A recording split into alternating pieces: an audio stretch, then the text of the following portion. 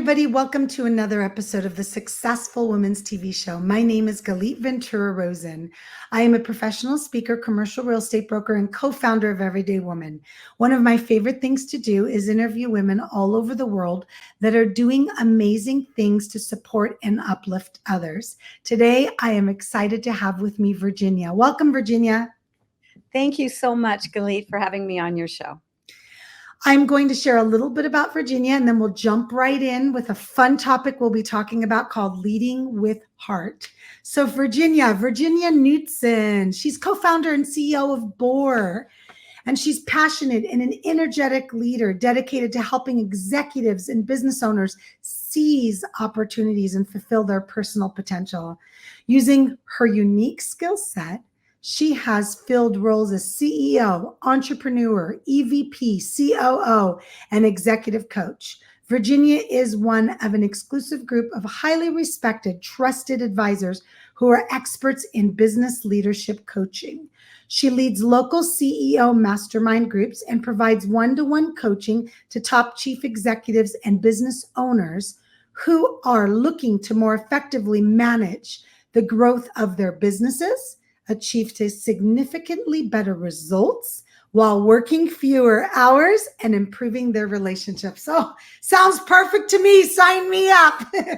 Sound great? I love it. And I know you do that. So Virginia is a local with myself in Las Vegas.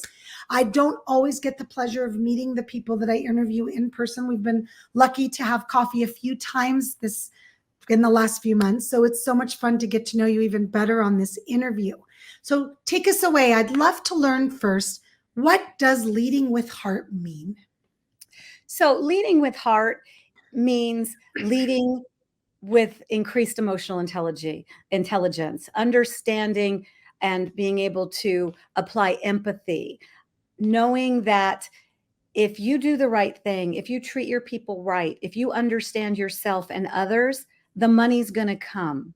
So it's learning how, who am I, who are you, and how do I lead, inspire, and connect with you the way you need it, not necessarily the way I need it.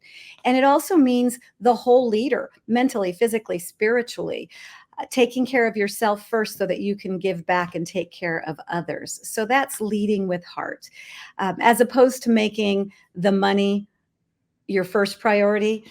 I really, truly believe if we make the people the first priority, they do everything else. So let's talk about leading with heart. How do you share with your clients, your employees, your business, how they themselves can lead with heart?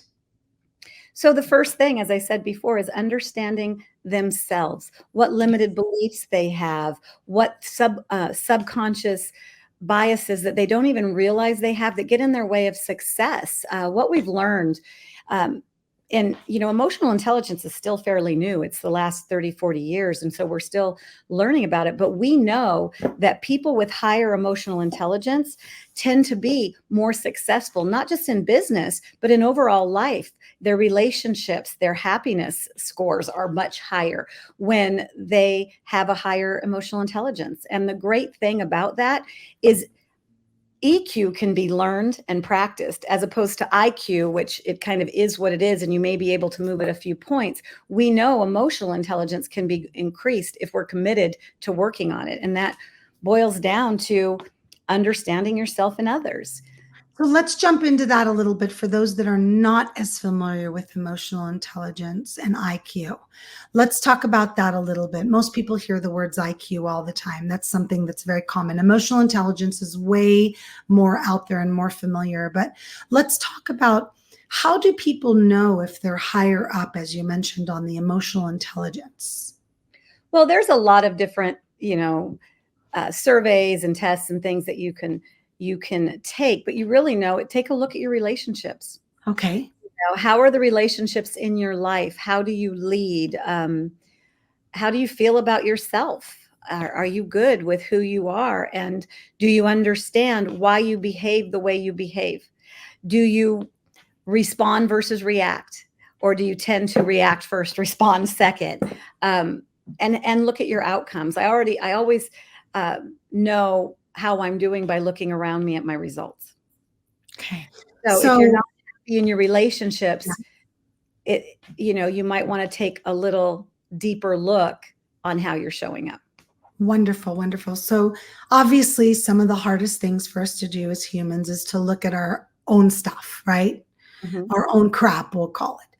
And it's not easy because nobody wants to say they're not reacting properly. They're not speaking to somebody kind. They're not, whatever it might be. It's not easy as a person. But what I have found, and please correct me, is that when we tend to recognize those things, that in itself is where the growth happens.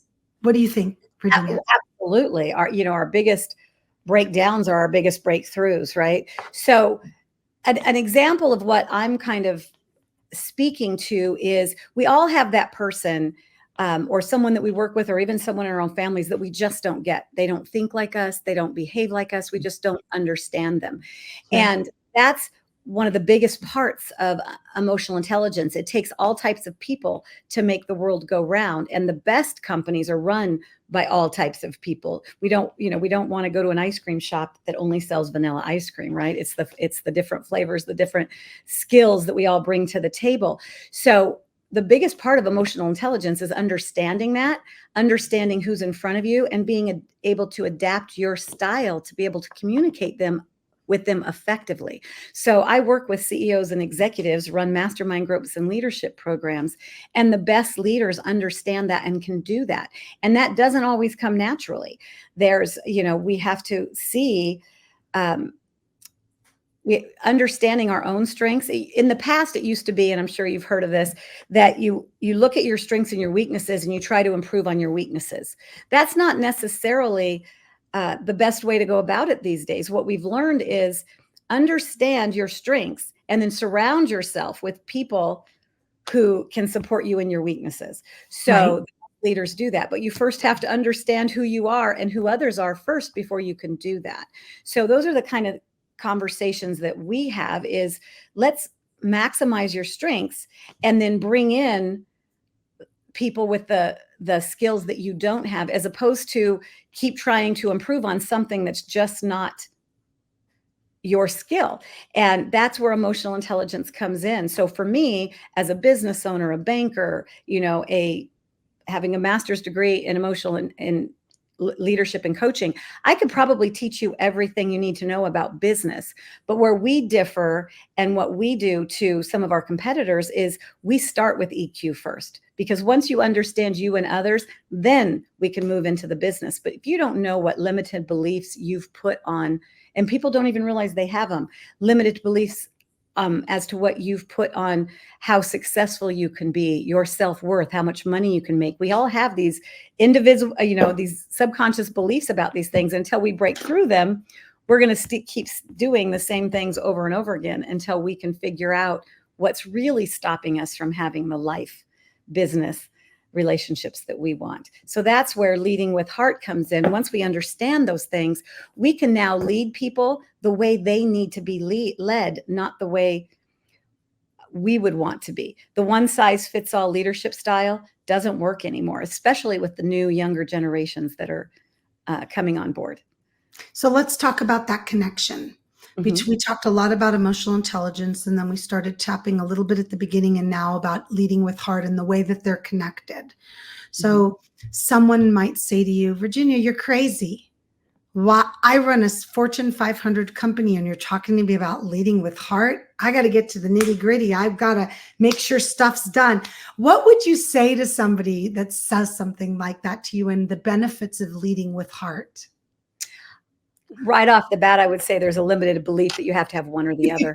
You can Yes. have both, and it doesn't take that much more energy. Okay.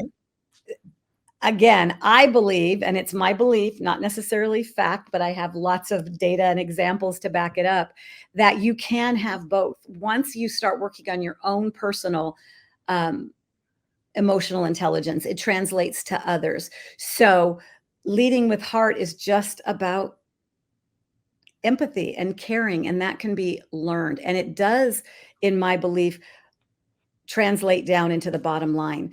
I had a leader I was very blessed to work with two different leaders in my early career, and both were extremely successful. And one led more from a baby boomer dictatorship, it's my way or the highway. And the other one, his motto was what I said earlier: take care of your people, treat them with respect, and do the right thing, and they'll take care of everything else. And he was just as successful as the first one. The difference was people, including me, would follow that man over a cliff because you knew he cared about you. Now, did he care about the bottom line? I am sure he did, but he cared more about the people, which is why they would work harder, do more, and love it, because they knew that they were cared for. They knew that there was a plan. They knew their part in that plan. And that's what we're talking about. You can implement all those things and still not only make your numbers, but exponentially exceed them. And I have story after story where I've seen that happen right here in our town, where people have tripled, quadrupled their business size just by changing how they lead. Sure. Retention. Oh my gosh, retention. People believe that millennials, are constantly turning over jobs. I'm telling you, they won't if they know they're in a company that cares about them, will invest in their future, and there's a plan. I agree. And I've experienced it myself, having 20-something-year-old kids myself that are newer into the job field. Mom, I love my job. I love the people I work with. I love going to work. It's so much fun. And they're also getting work done. So I think that old school thinks that it has to be done a certain way, but I believe that the newer way of doing things, we'll call it newer because it's more new, is the way that's getting people to succeed. And there's, like you said, there's nothing wrong with being concerned about the bottom line. At the end of the day, if the bottom line is not in the green and it's not doing, the business isn't doing well, those people aren't going to have a job. So obviously you want both, but you're absolutely right. Many people think you have to have one or the other. And it's such a mistaken idea that people have. I completely agree. And So there's one Virginia, more thing. go ahead. I want to share just one more thing on this, why Yeah. it's so important today versus previously. Today, we have 5 generations in the workforce, more than ever in the history of our country. We do. And each one of those generations have different priorities, different work ethics, different communication styles, no right or wrong, just different. And if we don't understand them and we're not able to adapt and give them what they want, we've already seen it with the Great Resignation. They will go somewhere where they can find that. And we've seen it and we know it. So if we're not willing to adjust and really understand them, then we will really struggle to keep people in our companies. And that's why I believe that emotional intelligence is so much more important today than it was previously. Yes. And I love how we started with the topic leading with heart, and recognized that it really is directly related to emotional intelligence, that we shared with those listening and watching how the two interact and how they themselves can go out and recognize, where's my emotional intelligence and am I leading with heart? So thank you for that, Virginia. I would love for you to share a little bit more about your company, about how people can learn more about you, about how they can hire you. Please. Yeah, so BOR is our company. And as I said before, we're a personal professional development company that focuses on C-suite executives and leaders. We also focus on up and coming leaders. So we run mastermind groups, do executive coaching, but we also are very passionate about getting the next generation of leaders ready. Yes. So by next year, 75%, believe it or not, of the workforce will be millennial age and younger, half of them going in or in leadership positions. And I feel there's not enough people getting them ready. So that's where we come in. What's your succession plan? Who's your next generation of leaders, and how do we get them ready? Along with helping the current CEOs run their companies effectively. And we, as you know, running multiple companies, it is lonely at the top. So we provide a space where CEOs can get honest, direct feedback from people that don't have a vested interest in the outcome and show up together for no other reason than contribute to rolling up their sleeves and helping each other be the best people they can be and run the best companies they can run. And that's what we need. And that trickles down all the way to the person that's sweeping the floor or answering the phones. And when they treat their employees with respect, care, and honestly that in turn makes it so everybody all the way up has a job and everybody has a place where they can feel comfortable. So thank you for sharing so many of those pieces that I think are so important to our society. And thank you for everything you do. And thank you for being on the show. It was such a pleasure talking to you. And for those of you listening and watching, my name is Galit Ventura Rosen, and I appreciate you continuing to watch and listen to the Successful Women's TV show. And I'll see you next time. Bye, everybody. Thank you.